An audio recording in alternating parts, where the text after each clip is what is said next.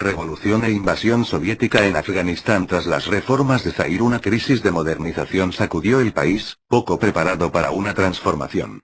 En 1965 se creó por un grupo de intelectuales, del PDP, Partido Democrático del Pueblo, una escisión dentro del partido gobernante, que acabó por dividirse, en 1967, en dos partidos, el Khalq y el Parcham, que se enfrentaron violentamente en movimientos de agitación estudiantil 1969, dando como resultado un parlamento incapaz de legislar.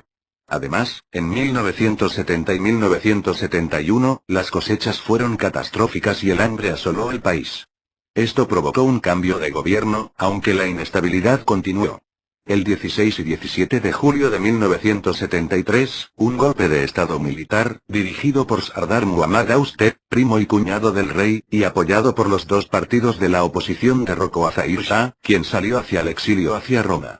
Fue proclamada la República. Pero la reforma agraria, que obtuvo poco apoyo, y el autoritarismo del presidente condujeron al derrocamiento de este en abril de 1978. El socialista Nur Muhammad Taraki tomó el poder. Pero, aunque de inspiración comunista, el nuevo régimen evitaba cuidadosamente toda alusión al marxismo. Sin embargo, el dominio soviético, directo o indirecto, aumentaba. En diciembre de 1978, se firmó un tratado de amistad y de cooperación entre Kabul y Moscú, que permitía, entre otras cosas, a la URSS intervenir militarmente para proteger el país. Afganistán se encontraba entonces en plena anarquía. Unos 200.000 afganos, entre ellos la comunidad kirguís del Pamir, se refugiaron en Pakistán. Se hablaba de 300.000 muertos en 17 meses, de 12.000 a 15.000 presos políticos, de provincias sublevadas, regiones enteras que escapaban al poder central y combates violentos. El 14 de septiembre de 1979 fue asesinado Nur Taraki. Su sustituto, Hafizullah Amin, anunció a la vez su fidelidad al Kremlin y la adopción de medidas en favor del Islam, reparación de mezquitas. Pero a su vez fue derrocado y ejecutado cuando se produjo la intervención militar soviética de diciembre de 1979, que instaló en el poder a Babak Karmal. La prolongada intervención soviética tuvo como efecto la intensificación de la guerrilla interior apoyada logísticamente desde el exterior por Pakistán, China y la manifestación, en el mundo occidental y en el mundo islámico, de numerosas reacciones antisoviéticas.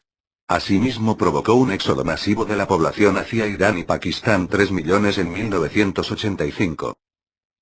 Tras la invasión del país por la URSS, en diciembre de 1979, 120.000 soldados soviéticos se establecieron en Afganistán. La resistencia afgana se dividió en 7 partidos políticos suníes establecidos en Peshawar y 8 partidos chiitas establecidos en Irán.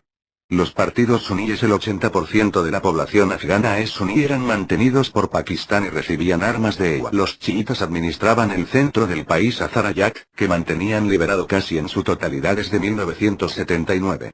Una guerra de 10 años enfrentaría a un ejército soviético pesado y poco motivado, y una guerrilla legitimada por el Islam y el nacionalismo. El gobierno y los soviéticos controlaban las grandes ciudades y los ejes de comunicación, la resistencia dominaba el campo.